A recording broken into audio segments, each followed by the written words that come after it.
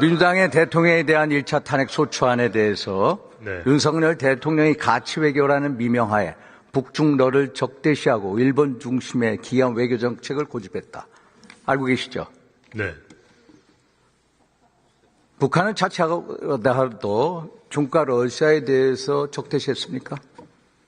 우리나라가요? 그런 적 없습니다. 일본 중심의 기한 외교 정책을 구사했습니까?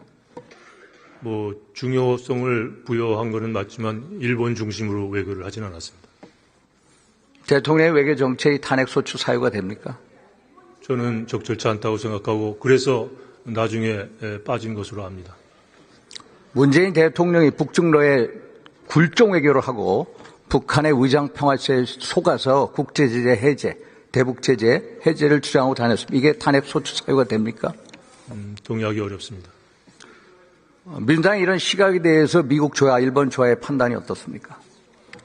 뭐 여러 가지 의견이 나오고 있지만은 우려의 목소리가 꽤 있었던 것으로 보고를 받고 있습니다.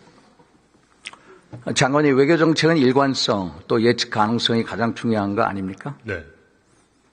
상황에 따라 말 바꾸고 자충우돌하는 이런 외교, 결국은 국민 불안만 가중시키고 국제적인 불신만 초래하죠. 네. 이재명 대표께서 성남시장 시절에 일본을 적성국가라고 했습니다. 동의하십니까? 그렇게 말씀하셨는지는 잘 모르겠습니다만 그렇게 하셨다면 동의하기 어렵습니다. 한미일 간의 삼국 군사훈련에 대해서 자위대 군합발이 한반도에 다시 더럽혀질 것이다 라고 얘기했습니다. 동의하십니까? 한미일 안보 협력을 그렇게 표현하고 싶지 않습니다.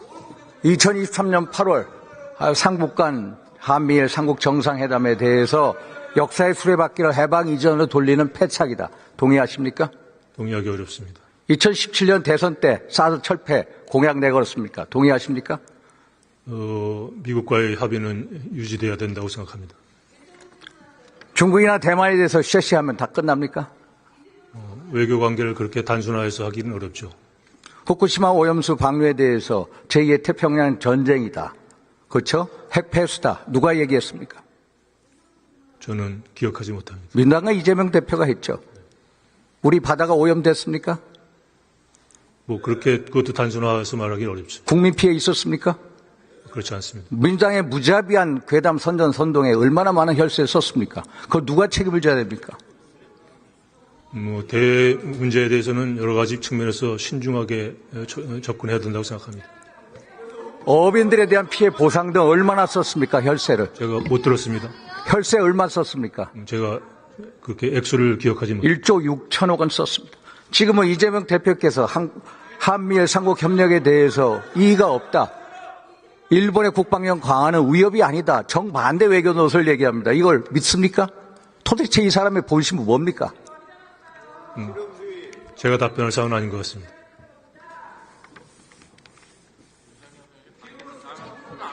결국 조기 대선을 염두에 둔 계산된 변신 아닙니까? 이 오락가락하는 외교, 미국, 일본 조에서 어떻게 생각하겠습니까? 아까 말씀하셨듯이 일관성이 중요하다고 생각합니다. 트럼프 대통령은 북한에 대해서 뉴클리어 파워라고 하고 있죠. 뉴클리어 파워라고 뉴클리어 파워를 인정하는 건 다르죠. 네. 언제쯤 인정할 거라고 보십니까? 인정할 리 없다고 생각합니다. 그러나 군사적으로 북한이 핵미사일 능력이 고도화되면 인정할 수밖에 없습니다. 그건 언제쯤 오리라고 생각하십니까?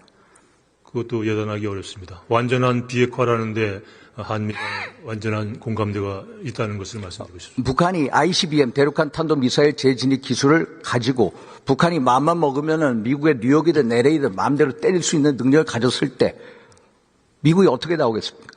미국으로서는 레드라인이라고 생각합니다. 레드라인이죠. 그러면 북핵 폐기가 아니 북핵 동결로 가고 북핵 확산 저지로 갈 가능성이 높지 않습니까? 그렇게 예단하고 싶지 않습니다. 저는 그 상황이 4년 내, 트럼프 4년 내에 반드시 온다. 특히 러시아 북한 간의 군사적 협력이 고도화되는 시점에 ICBM에 대한 재진입 기술을 갖는 것은 시간 문제다. 2년 안으로 온다. 그래서 그거에 대한 대책을 세우자라고 말씀드린 겁니다. 이거에 대한 대책으로 한미 간의 핵 공유 협정을 맺는다든지 적어도 우리 대한민국도 제한적 조건부 핵무장을 갖자. 어떻게 생각하십니까?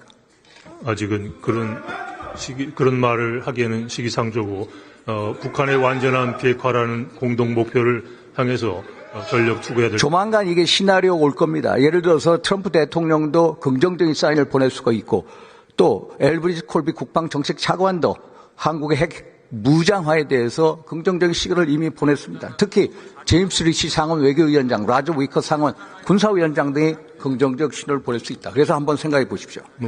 모든 가능성에 대비는 해야겠습니다만 대비를 하십시오. 전제로 해서 정책을 수립하죠. 올해 주한미군 방위 분담금 규모가 얼마입니까? 주한미군 방위 분담금 규모 올해. 제가 숫자를 1조 4천억입니다. 예. 작년 트럼프 대통령 유세 중에 시카고 경제 클럽에서 100억 달러 요구하겠다. 100억 달러 얼마입니까? 14조 아닙니까? 예. 10배를 요구하겠다. 재협상 요구 올 거라고 보십니까? 가능성에 대비하고 있습니다. 어떻게 대비하고 있습니까? 여러 가지 옵션을 연구 중입니다만 저희가 먼저 문제를 제기할 생각은 없습니다. 저는 재협상 요구가 오면 좋다. 우리가 미국의 핵 전략 자산에 대한 전개 비용을 대자. 그러나 SMA 협정 바깥의 항목을 만들어서 주자라는 겁니다. 그 대신에 우리도 떳떳하게 한미 원자력 협정 개정이나 또 핵 추진 잠수함 기술 이전이나 또 핵 공유 협정 등을 내세우자. 이런 것에 대해서 생각해 보셨습니까? 옵션으로서 모든 걸 다 검토해야 되겠습니다만 단계별로 다뤄 나갈 문제이기 때문에 그 모든 가능성을 지금 한꺼번에 다 검토하고 있지 않습니다. 수고하셨습니다. 우리 김성호 법무차관 나와주시죠.